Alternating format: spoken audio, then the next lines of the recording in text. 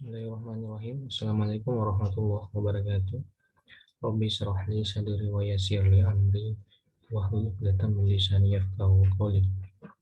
Alhamdulillah, alhamdulillahirabbil alamin. Wassalatu wassalamu ala asyrofil anbiya'i wal mursalin wa ala alihi wa sahbihi ajma'in. Amma ba'd. Puji syukur senantiasa kita panjatkan kepada Allah Subhanahu wa taala atas segala limpahan rahmat hidayah, berkah, kekuatan, kesehatan, kesempatan, nikmat iman yang diberikan kepada kita semua, sehingga tentunya pada kesempatan ini kita diberikan kekuatan untuk kesehatan untuk melaksanakan kuliah mata kuliah pendidikan kewarganegaraan dalam materi latar belakang mempelajari pendidikan kewarganegaraan. Salam dan salawat kita peruntukkan kepada Nabi Muhammad SAW sebagai Nabi suri teladan untuk kita semua. Baik, pada hari ini kita akan membahas terkait materi latar belakang. Latar belakang kita mempelajari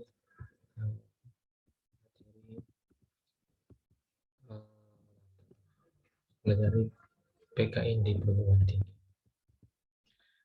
Baik, perkenalkan saya Hardianto, sarjana magister hukum selaku pengampu mata kuliah pendidikan kewarganegaraan, dan saya penanggung jawab yaitu Hajani Dr. Hajati Sukmawati Asad, ya. Baik ya, saya ingatkan sebelum saya masuk ke materi, jangan lupa untuk melaksanakan absensi ya. Absensi di Google Classroom di kolom yang telah saya sediakan. Baik ya, kenapa pendidikan kewarganegaraan di perguruan tinggi, tentunya kita pelajari kembali yang melatar belakang ini adanya semangat perjuangan bangsa, tentunya ditujukan pada kemerdekaan pada 17 Agustus 1945, dilandasi oleh keimanan serta ketaatan Tuhan Yang Maha Esa dan keikhlasan untuk berkorban. Landasan perjuangan tersebut merupakan nilai-nilai perjuangan bangsa Indonesia. Semangat inilah yang harus dimiliki oleh setiap warga negara Republik Indonesia. Maka daripada itu, di perguruan tinggi kembali kita diajak untuk merefresh kembali pelajaran-pelajaran yang mulai dari SD, SMP, SMA untuk kembali diingatkan ya, begitu pentingnya membahas tentang kewarganegaraan dan perannya apalagi di perguruan tinggi.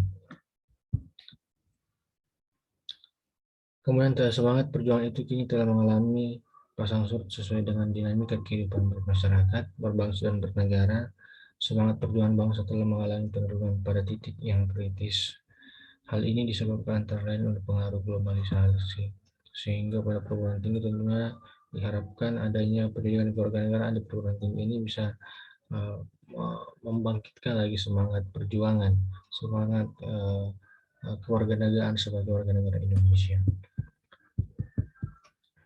Kemudian globalisasi ditandai oleh kuatnya pengaruh lembaga-lembaga masyarakat internasional, negara-negara maju yang ikut mengatur peraturan politik, ekonomi, sosial, budaya, serta pertahanan dan keamanan global.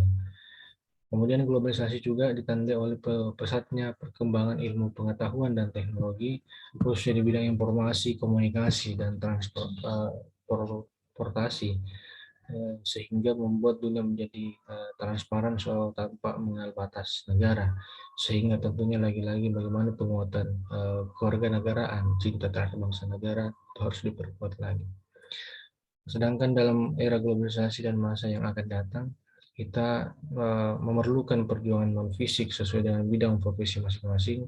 Perjuangan non-fisik ini memerlukan sarana kegiatan pendidikan bagi setiap warga negara Indonesia pada umumnya dan mahasiswa sebagai calon cendekiawan pada khususnya, yaitu melalui pendidikan kewarganegaraan.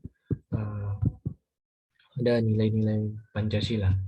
Jadi Pancasila di sini sebagai bangsa Indonesia kita patut mengerti dan memahami pendidikan Pancasila itu ya, Jadi Pancasila berasal dari dua kata yaitu panca dan sila. Menurut bahasa Sanskerta, sehingga Pancasila berarti buah prinsip atau asas atau landasan negara. Asas atau prinsip tersebut adalah Pancasila diantaranya. Nilai Pancasila ini adalah nilai dasar negara yang perlu kita amalkan dan jabarkan sebagai dasar dan landasan negara dalam memberikan suatu pandangan itu. Kemudian ini ada 5 sila itu ya. Semoga Anda semua masih hafal ya, karena pasti kalau di perguruan tinggi ini untuk mahasiswa sendiri pasti saya rasa kalau orang tidak berorganisasi sudah jarang untuk melaksanakan upacara, sehingga Pancasila ini ya bisa saja dilupa ya. Jadi saya mau Anda menghafalkan ini tidak hanya dihafalkan tapi bagaimana untuk mengamalkan. Yang pertama tentu ini ada ketuhanan yang Maha Esa, kemanusiaan yang adil dan beradab, persatuan Indonesia, kerakyatan dipimpin oleh hikmat dan permusyawaratan perwakilan, kemudian keadilan bagi seluruh rakyat Indonesia. Tentunya kelima sila ini mari kita amalkan sama-sama, resapi, laksanakan dalam hidup dan kehidupan kita sehingga menjadi teladan panutan bagi masyarakat-masyarakat yang lain. Kemudian ada nilai ketuhanan, ya, nilai ketuhanan yang Maha Esa mengandung arti adanya pengakuan dan keyakinan bangsa terhadap adanya Tuhan sebagai pencipta alam semesta, tidak ada paksaan serta tidak berlaku diskriminatif antara umat beragama. Jadi mari kita junjung moderasi beragama, kita menghargai agama orang lain, kita juga harus menjadi teladan daripada agama kita untuk sesama agama. Kemudian kedua, nilai kemanusiaan. Nilai kemanusiaan yang adil dan beradab mengandung arti kesadaran sikap dan perilaku sesuai dengan nilai-nilai moral dalam hidup bersama atas dasar tuntunan hati nurani dan memperlakukan suatu sebagai mestinya, suatu hal sebagai mestinya. Jadi kita harus tentunya tidak memandang siapapun itu, apapun jabatan pangkatnya, apapun golongan agamanya, kita harus selalu mengutamakan nilai kemanusiaan. Kemudian ada yang ketiga, nilai persatuan. Jadi nilai persatuan Indonesia mengandung makna usaha ke arah persatuan dalam kebalutan rakyat untuk membina rasa nasionalisme dalam negara kesatuan Republik Indonesia. Persatuan Indonesia serius mengikuti dan menghargai sepenuhnya terhadap keanekaragaman yang dimiliki bangsa Indonesia. Kemudian nilai kerakyatan. Yang keempat, ini nilai kerakyatan. Nilai kerakyatan ini yang dipimpin oleh hikmat kebijaksanaan ya, maksudnya di situ dalam permusyawaratan perwakilan mengandung makna suatu pemerintahan dari rakyat oleh rakyat dan untuk rakyat dengan cara melaksanakan musyawarah mufakat melalui lembaga-lembaga perwakilan. Kemudian nilai-nilai yang kelima itu nilai keadilan. Nilai keadilan sosial bagi seluruh rakyat Indonesia mengandung makna sebagai dasar sekaligus tujuan, yaitu tercapainya masyarakat Indonesia yang adil dan makmur serta lahirnya ataupun batinnya. Jadi ini mari sama-sama tentunya kita saling memahami dan mengetahui apa makna nilai Pancasila itu. Sekian materinya, semoga materi pada kali ini bisa dipahami. Jangan lupa absensi, kemudian berikan kesimpulan dan tanggapannya di kolom komentar pada materi latar belakang mempelajari pendidikan kewarganegaraan di perguruan tinggi. Sekian, semoga bermanfaat dan bernilai ibadah di sisi Allah Subhanahu wa taala. Billahi taufiq wal hidayah. Assalamualaikum warahmatullahi wabarakatuh.